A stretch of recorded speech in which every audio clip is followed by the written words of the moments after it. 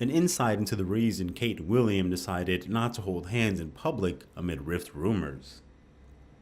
Does it ever occur to you why Prince William and Kate Middleton are rarely seen holding hands when they're in public?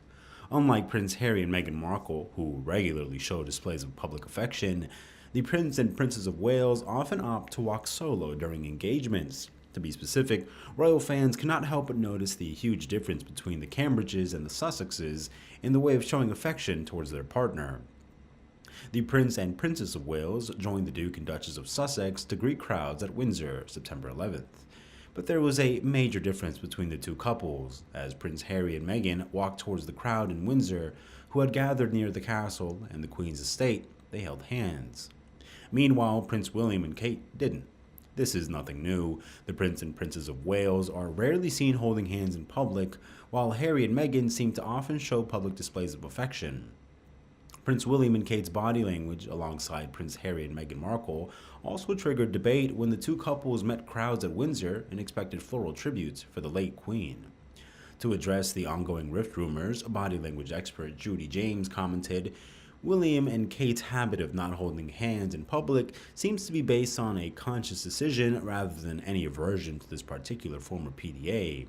They were photographed off camera, walking through a hotel lobby this year, holding hands happily like any other couple, so the choice to allow their arms to hang close but with the hands not quite touching seems to be deliberate.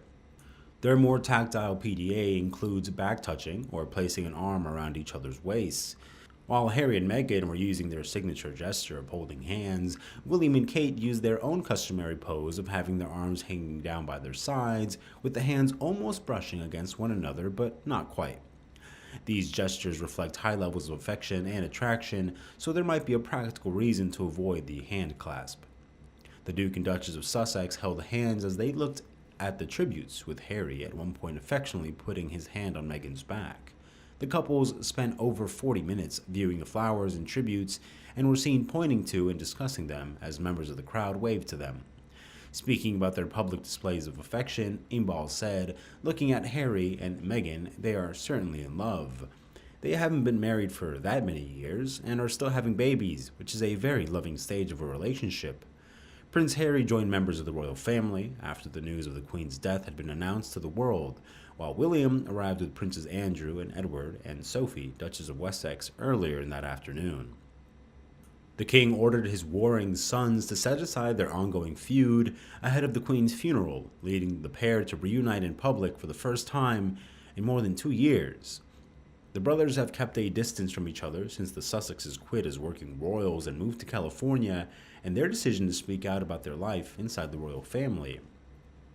Royal sources say Prince William attempted to bury the hatchet by extending an 11th hour olive branch to his younger brother, Prince Harry, by asking him to join him on a walkabout outside Windsor Castle following a phone call with his father, Charles.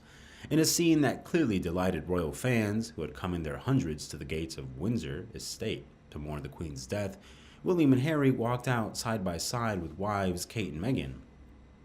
The two couples went on a 40-minute walkabout, inspecting a sea of floral tributes laid outside the gates of the royal estate in honor of the much-loved monarch.